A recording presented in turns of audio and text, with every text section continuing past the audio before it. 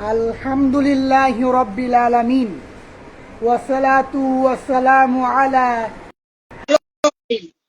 ওয়া আলা আলিহি ওয়া আসহাবিহি আজমাইন আম্মা বা'দু ফাআউযু বিল্লাহি মিনাশ শাইতানির রাজীম বিসমিল্লাহির রহমানির রহিম। হাকুল ইনসান, বিশ্বের মুসলমান, আসসালামু আলাইকুম ওয়া রাহমাতুল্লাহি ওয়া বারাকাতুহু। আপনারা দেখছেন খাদেমুল ইসলাম শেখ উমর মিডিয়া, হবিগঞ্জ, ধ্রুব তারা উমর বাংলাদেশ ফাউন্ডেশন, হবিগঞ্জ, সিলেট, বাংলাদেশ, এবং সাউথ পাকুড়িয়া নিউজ বাংলাদেশ, হবিগঞ্জ, সিলেট, বাংলাদেশ। আমি আপনাদের সাথে আছি খুদে লেখক, কলামিস্ট, কথাকার, কবি, সাহিত্যিক শেখ উমর ফারুক বিন জমি। আপনারা অবশ্যই অনেকেই অবহিত আছেন যে আমি বৃন্দাবন সরকারি কলেজ হবিগঞ্জে ডিগ্রি তৃতীয় বর্ষে অধ্যয়নরত আছি এবং এটি হচ্ছে আমার কলেজের পরিচয়পত্র। তো আমি এই কলেজে শিক্ষা গ্রহণের পাশাপাশি অবসরে গান, গজল, কবিতা, ইসলামী সঙ্গীত লেখালেখির চেষ্টা করি।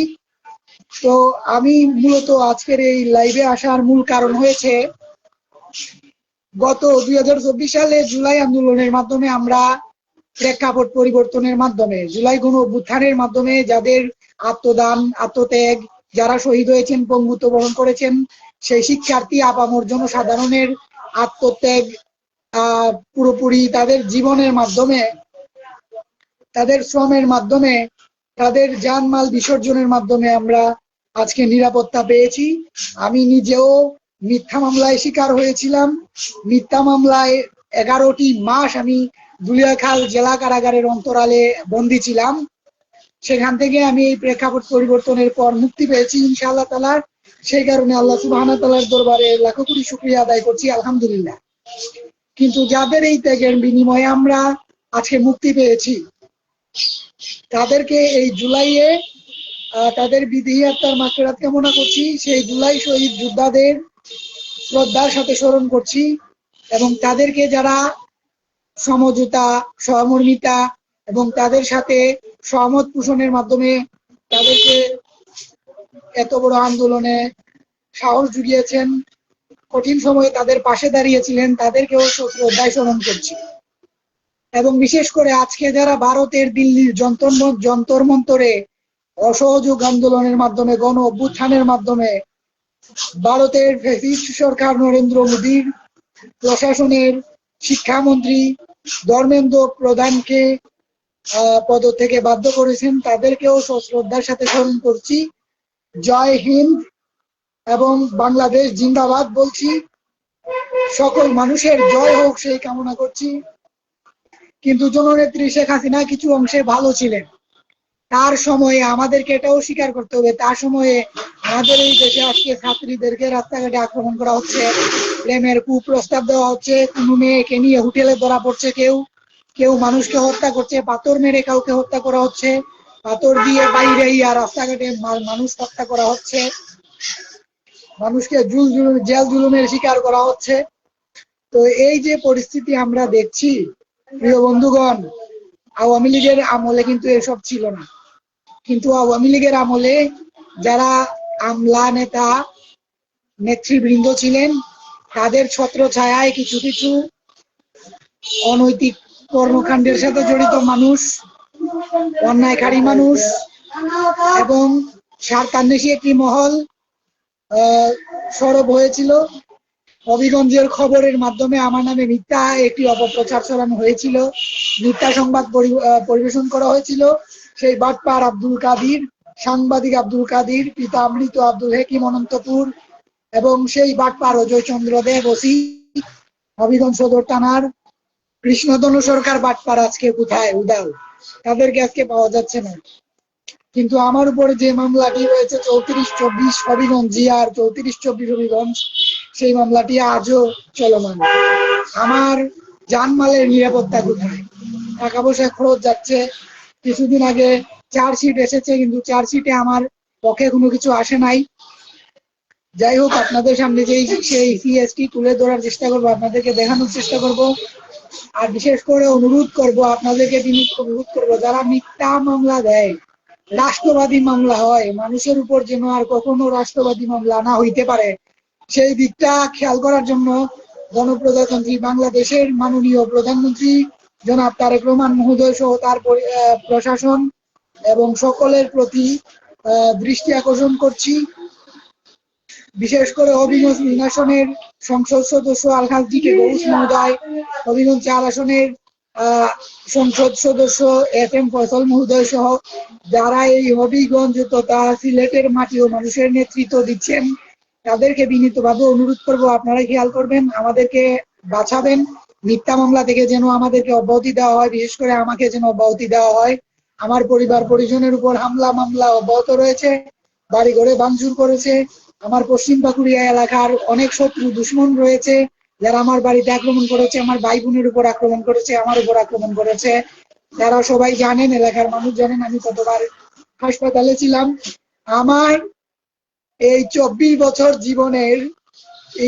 বছরের জীবনের মধ্যে 12টি বছর হয়তো বা আরো বেশি হতে পারে হাসপাতাল, জেল, জুলুম আর কষ্ট পেয়েছি। কিন্তু আমি উলামায়ে কেরামদের সহবতে ছিলাম, উলামায়ে কেরামদেরকে মহব্বত করতাম। ইন্নাল উলামা ওয়ারাসাতুল আম্বিয়া বিশ্বাস করি। সেজন্য উলামায়ে কেরামদেরকে ভালোবাসতে গিয়ে বক্তব্য করেছি, মসজিদে গিয়েছি। আব্দুল হাই হুজুর আমার নয়ানী নিবাসী, নতুন বাজার সোনারঘাটের নতুন বাজার জামে মসজিদের ইমাম ও খতিব আব্দুল হাই হুজুর আমার উস্তাদ, এবং চুনারঘাট হাসপাতাল মসজিদের ইমাম ও খতিব কারি মহিউল্লাহ হুজুর আমার উস্তাদ।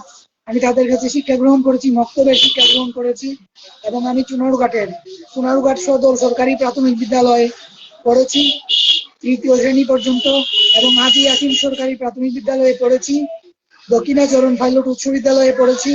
তো সেই সমস্ত দিক বিবেচনা করে আমি সবাইকে সশ্রদ্ধায় স্মরণ করছি, তাদের বিদেহী আত্মার মাগফিরাত কামনা করছি। যারা আমার শিক্ষক, সহপাঠী, শিক্ষিকা, বন্ধু বান্ধব, আত্মীয় স্বজন ছিলেন, তাদেরকে সশ্রদ্ধায় স্মরণ করছি। আর বিশেষ করে আপনাদেরকে অনুরোধ করব, আপনারা আন্দোলন করবেন, ছাত্র আন্দোলন করবেন, কিন্তু আপনাদেরকে ব্যবহার করছে আমেরিকা এবং ব্রিটেন। কেননা ব্রিটেন রুল এন্ড ডিভাইডের নীতিতে বিশ্বাস করে, ভাগ করো শাসন করো নীতিতে বিশ্বাস করে এই ব্রিটেন। আমেরিকা আমাদের এই বাংলাদেশের অনেক বড় ক্ষতি করেছে। তারা প্রথমে ভারতকে আলাদা করে পাকিস্তানের জন্য দিয়েছে, পাকিস্তানকে আলাদা করে বাংলাদেশের জন্য দিয়েছে। সুতরাং আমেরিকা এবং ব্রিটেনের মদদে, তাদের ষড়যন্ত্রের মাধ্যমে যারা আমাদের এই দেশে এসে আন্দোলন করেছেন, সংগ্রাম করেছেন, অভ্যুত্থান ঘটিয়েছেন, তারা যদি নিজেদের বিবেককে প্রশ্ন করেন, তারা ভুল করেছেন, ভুল পথে হেঁটেছেন। তাদেরকে এখনো এই দেশের মানুষকে, মানুষের জানমালের নিরাপত্তা দেওয়ার সময় আছে, সুযোগ আছে। তারা যেন যে জায়গাগুলোতে আমলা রয়েছে, অন্যায়কারী, ষড়যন্ত্রকারী, চক্রান্তকারী রয়েছে, সেই জায়গাগুলোতে যেন তারা পরিবর্তন সাধন করার চেষ্টা করেন, সেই জায়গাগুলোতে যেন তারা পরিবর্তন করেন। তাহলে এই দেশ ও মানুষের নিরাপত্তা নিশ্চিত হবে। যারা এই দেশে বলেন যে কেউ সুদখোর ঘুষখোর, তাদের চেয়ে বড় সুদখোর ঘুষখোর রাজনৈতিক নেতা। আপনারা নিজেদের জানমাল নিরাপত্তায় রাখতে পারবেন না, আবার কারো বিরুদ্ধে কথা বলতে আসেন। আমি ছাত্র ভাইদেরকে বলবো, ছাত্রী বোনদেরকে বলবো, আপনারা আবেগপ্রবণ হয়ে কোনো কিছু করবেন না। সুতরাং আপনারা যদি অতি আবেগপ্রবণ হন, তাহলে নিজেদের পায়ে কুড়োল মারবেন, নিজেদের ক্ষতি করবেন, নিজেদের পরিবার পরিজনের ক্ষতি করবেন। সুতরাং ভালো থাকবেন, সুস্থ থাকবেন, এবং আমার জন্য দোয়া করবেন। আমি যদি ভুল কিছু বলে থাকি, তাহলে আমাকে, আমার কথাবার্তাকে ক্ষমা সুন্দর দৃষ্টিতে দেখবেন। এবং বিশেষ করে আমি বলতে চাই, এখন এই দেশের যে প্রেক্ষাপট, এবং জুলাই গণ অভ্যুত্থানের পর থেকে এই দেশে যে অবস্থা দেখছি, সেই অবস্থা অত্যন্ত নাজুক। সেই অবস্থার প্রেক্ষিতে আমি বলবো, আপনারা যারা বাংলাদেশ জাতীয় নাগরিক পার্টি এনসিপির নেতৃত্বাধীন আছেন, জামাতে ইসলামী নেতৃত্বাধীন আছেন, তারা যদি এই দেশের পট পরিবর্তন করার কোনো ইচ্ছাই ছিল, তাহলে এই দেশের মানুষের প্রত্যেকটা ক্ষেত্রে, প্রত্যেকটা স্থানে পরিবর্তন সাধন করুন। আপনারা আমাদের সহযোগিতা করুন, এবং আমাদের মিথ্যা মামলা যা কিছু রয়েছে সেগুলো শেষ করার জন্য আমাদের পাশে দাঁড়ান, সে আশা প্রত্যাশা ব্যক্ত করছি। এবং বিশেষ করে আপনাদেরকে অনুরোধ করব যে আমার এই চ্যানেলের মাধ্যমে গান, গজল, কবিতা সবকিছু এই চ্যানেলের মাধ্যমে দেওয়া হয়ে থাকে, শেয়ার করে থাকি। আপনারা আমার চ্যানেলটিকে সাবস্ক্রাইব করে লাইক, কমেন্ট, শেয়ারের মাধ্যমে বিশ্বের প্রত্যেকটি মানুষের কাছে আমার কথা, আমার প্রত্যেকটি আবেগ অনুভূতি পৌঁছে দিবেন। কারণ আমি একজন লেখক মানুষ, তার কষ্টানুভূতি সমস্ত দুঃখ ব্যথা বেদনা তার লেখার মাধ্যমে, তার বলার মাধ্যমে মানুষের কাছে পৌঁছে দেওয়ার চেষ্টা করে। সুতরাং আমার সাথেই থাকবেন। আগামী পরিবেশনা নিয়ে আসার আগ মুহূর্ত পর্যন্ত ভালো থাকুন, সুস্থ থাকুন, নিজের খেয়াল রাখুন, নিজের পরিবার পরিজনের খেয়াল রাখুন, নিজে ভালো থাকুন, নিজের পরিবার পরিজনকে ভালো রাখুন, নিজের সন্তান সন্ততিকে খেয়াল রাখুন। বাংলাদেশ ও বাংলাদেশি জাতীয়তাবাদের জয় হোক, আপামর মনুষ্যত্বের জয় হোক, বিশ্ব মুমিন ভালো থাকুক, ইরান ও ফিলিস্তিনের মুসলমানের বিজয় নিশ্চিত হোক, তারা নিরাপদ থাকুক, এবং যে যুদ্ধা অবস্থা বিরাজ করছে আমাদের পৃথিবীতে, এই ইসরায়েলকে আল্লাহ সুবহানাহু ওয়া তাআলা দুর্বল করে দিন, অপরাজিত করে দিন, এবং ফিলিস্তিন ও ইরানকে আল্লাহ তাআলা বিজয় দান করুন, সেই আশা ও প্রত্যাশা ব্যক্ত করে বিদায় নিচ্ছি। আসসালামু আলাইকুম ওয়া রাহমাতুল্লাহি ওয়া বারাকাতুহু। এবং বিশেষ করে আপনাদেরকে অনুরোধ করব, যদি কখনো সিলেটে ঘুরতে আসেন, আমাদের হবিগঞ্জ এবং চুনারুঘাটে অবশ্যই ঘুরে যাবেন। চুনারুঘাটের পর্যটন কেন্দ্র, সাতচড়ি জাতীয় উদ্যান, রানীগাঁও, কালেঙ্গার, রেমা, মুসাই, রঘুনন্দন পাহাড়ের পাদদেশে ঘুরে যাওয়ার দাওয়াত রেখে আমি চুনারুঘাট হবিগঞ্জের সন্তান হিসেবে আপনাদের কাছ থেকে বিদায় নিচ্ছি। ওয়া মা আলাইনা ইল্লাল বালাগ। আসসালামু আলাইকুম ওয়া রাহমাতুল্লাহি ওয়া বারাকাতুহু।